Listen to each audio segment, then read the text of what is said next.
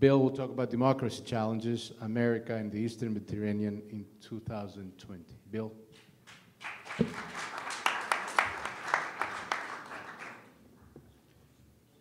Well, thank you, Tom and Alexei. Thank you to the ministers. To appear on the same stage as Eleni is a great pleasure, particularly because the one thing that San Francisco, Athens, and Charlottesville have in common is that we're all in the 38th parallel. So we come from great places. And Charlottesville, the home of Thomas Jefferson, has been exporting democracy for over 200 years. We understand that the Greek Revolution in the 1819 period was inspired by the revolution from Charlottesville, and in turn, ancient Greece inspired Thomas Jefferson. If you go to the centerpiece of the University of Virginia, you will see inscribed on buildings, in addition to a statue of Homer, in Greek, the words, "Know the truth, and the truth will set you free." I like to say before that there were Greeks in America. Thomas Jefferson helped bring Greece to America. So I'm really delighted to be here. What I wanted to focus on are the 5 issues that I think will be the centerpiece of the presidential election in 2020, and how American domestic politics have parallels to things going on in Greece and the Eastern Mediterranean, and how, from an inside-out perspective, they will shape the relationship in the coming years. The first issue in any presidential election is the economy. The iron law of American politics is that as goes the economy, so goes the presidential election. Since the end of World War II, the 11 times that a president has run for re-election, 8 times has had a strong U.S. economy, and in all 8 of those cases, the president was re-elected. And we have a strong economy right now. There is also a strong economy in Greece and Cyprus, obviously after years of economic turmoil. And in fact, during that turmoil, U.S.-Greek relations became stronger than they have been since the end of World War II.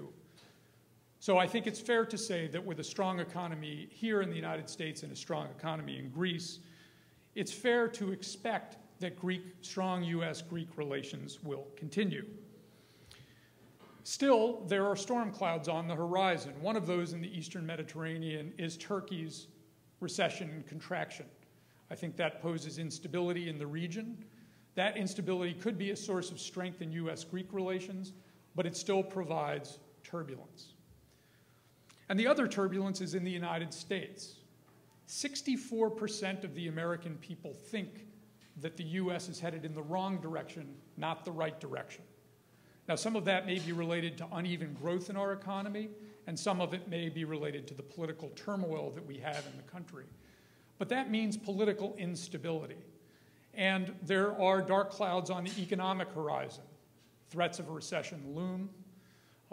Business economists are about 50-50 on whether we will have a recession and whether the last 10 years of uninterrupted economic growth since the depth of the 2008-2009 depression across the Obama and Trump administration will finally come to an end. What will that mean for Greece and Cyprus, particularly with 2 concerns in the U.S. economy? That the 2 bullets for fighting a recession are depleted. That is, fiscal stimulus and monetary stimulus. Interest rates are historically low, and the bipartisan political will that is usually required for fiscal stimulus, seems to have evaporated.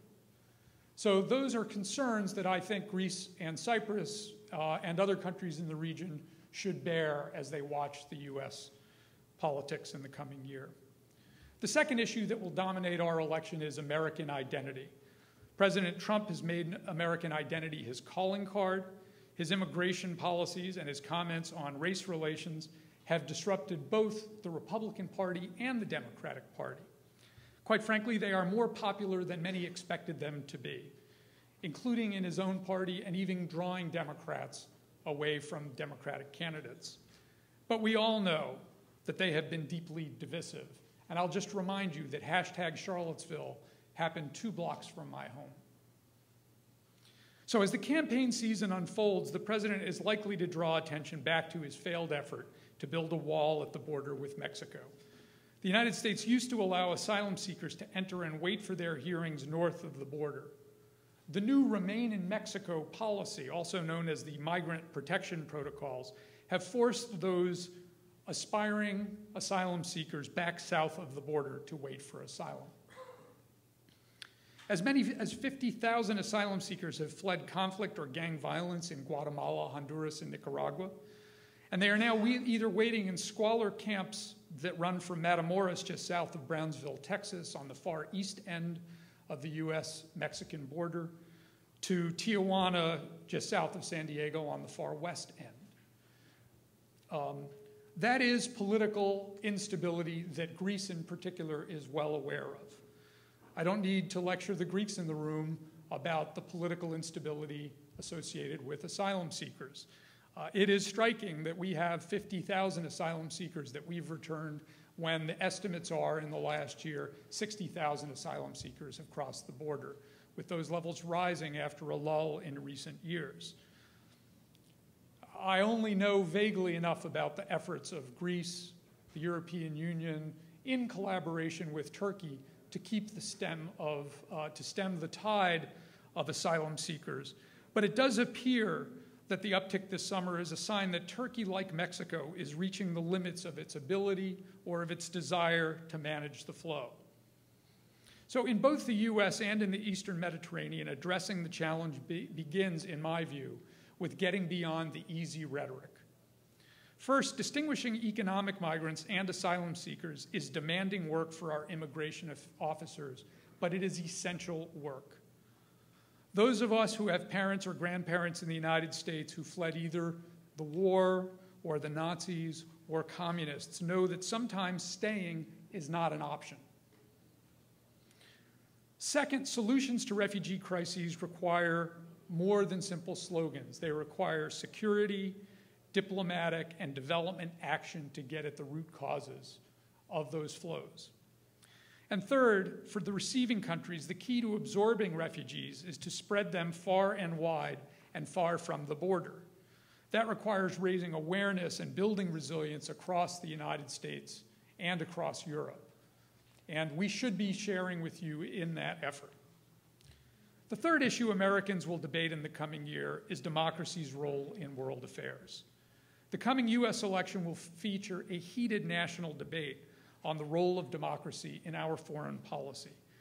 We have been having this debate in the United States for over a century. In fact, this year marks the 100th anniversary of the Versailles Peace Treaty that brought an end to World War I, and the 30th anniversary of the fall of the Berlin Wall. In 1919, Woodrow Wilson led the peace talks that led to the League of Nations, intended to build a world safe for democracies. After World War II, Roosevelt and Truman used Wilson's principles to guide the US alliances and institutions, the UN Charter, the Marshall Plan, the Truman Doctrine, and the NATO alliance were all built with democracies at their core. And when the Berlin Wall fell in November 1989, it finally allowed for a Europe whole and free, including new democratic partners in the Balkans and southeastern Europe. Still, we should avoid easy nostalgia about democracy. It is hard work. Wilson's vision was rejected in 1919 and has met stiff resistance ever since from those who believed that democracy promotion was not self-interested enough. And many Americans have legitimate desire to bring our troops home, particularly after not just unpopular wars, but popular wars. They felt that way after World War I, after World War II, Korea, and dramatically after Vietnam and the recent wars in Iraq and Afghanistan. They simply want to put America first. A recent public opinion study by the Progressive Center for American Progress found little interest in the processes and tactics of foreign policy or the workings of international alliances and institutions. That crisis in public support comes at a terrible time, particularly as Russia, Turkey, and Iran are growing more ambitious in Eastern and Southeastern Europe and in the Eastern Mediterranean. Russia is supplying weapons and fighters from Ukraine to Turkey to Syria, bringing a rival set of ideals and priorities. Turkey's acceptance of S-400 air defenses from Russia, their invasion of northern Syria is another sign that NATO obligations are fading as a priority. That means that Greece, Cyprus, and Israel remain the three isolated democracies in the region. The American government as an institution has largely been constructive. Official US policy remains supportive of our democratic allies in Greece, Cyprus, and Israel. Congressionally authorized military assistance continues to support NATO and other goals, particularly our installation at Suda Bay. And we are blessed to have one of America's finest ambassadors in Jeff Pyatt. Still, we must recognize weak public support and that the president's commitment to NATO and to democracy can at best be described as episodic and tepid. It appears that both President Putin and Erdogan have as sympathetic an ear on Pennsylvania Avenue as any of their democratic counterparts. Worse still, political instability in the United States makes others in the region vulnerable. Keep in mind that in 1974, as impeachment hearings gained momentum and President Nixon was about to resign, Turkey seized the initiative and invaded and divided Cyprus. It did not strike me as coincidental that President Erdogan seized the initiative 1 month ago and made his move on the Syrian border while President Trump stood by and ordered that US troops should step aside. The fourth issue is related to that, global trade. President Trump has also disrupted Republican orthodoxy in fighting a trade war, particularly with China. His tariff policies have sparked business anxiety. But as a political matter, this may be his most popular policy stance with support from people in both parties. Democrats have largely been silent as they court blue-collar voters in the Rust Belt, among others. And politicians and business leaders across the spectrum share real worries about China's policies. And having lived in China not too long ago, I can tell you that those worries are real and legitimate. It is not only China. The Trump administration's challenges to world trade extend to Europe and to Asia. The US withdrew from the Transatlantic Trade and Investment Partnership and the Trans-Pacific Partnership, abandoning negotiations with economic and strategic advantages, including for the Eastern Mediterranean. One result will be to allow China to expand its efforts to write the rules of world trade. That includes, in particular, the massive investments in roads, rails, and ports under their Belt and Road Initiative, a global undertaking that is their version of the Marshall Plan. It includes broader investments in energy and infrastructure. Now, the consequences of those investments are complex. Greece has certainly benefited, including especially at the port of Piraeus. When the rest of Europe was scared to make a commitment to Greece, China stepped up with needed resources. And they appear quite happy with the investment, doubling down with an additional $600 million in recent months. This port, if operated on market terms and open to all nations and companies, could be a sign that China simply wants to be another member of a global trading system. However, if the strings attached to those investments are limited access to other nations, Greece should proceed cautiously. And if those investments come at the price of requiring Greece's support in international bodies, such as the UN Human Rights Commission, then we should all see this investment for what we fear it to be, a down payment on Chinese-led world system. Finally, the fifth topic that will dominate 2020 is the state of our constitutional democracy. In the 20 years since I worked at the White House, and the 11 years since the financial crisis of 2008-2009, this is the first time where Greek politics appear more stable than those in the United States. Greece has just lived through an extraordinary decade of economic depression coupled with political instability. New Democracy gave way to PASOK in 2009, which handed over power to New Democracy in 2012, which lost to Syriza in 2015, which has now handed power back to New Democracy. And yet, against all odds, despite a populist government, indeed a self-described radical one, the integrity of the Greek political system has proven resilient.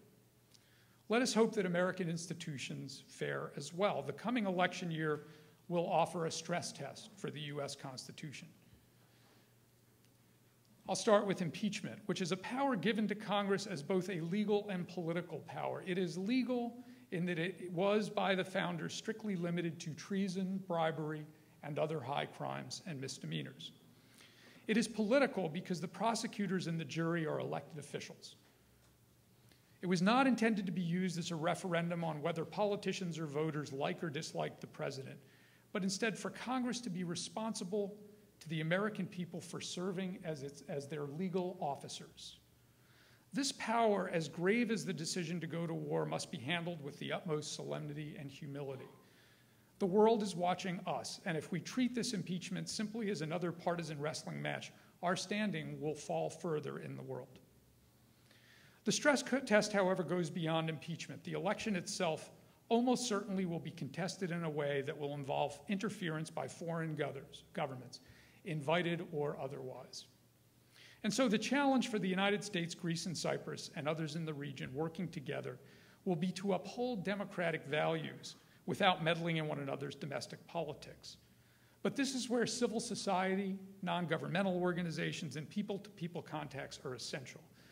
The goodwill that has existed between the United States and the Eastern Med has been a source of stability, prosperity, and pride for more than a century. So now is the time to recommit ourselves to our democratic values. Thank you.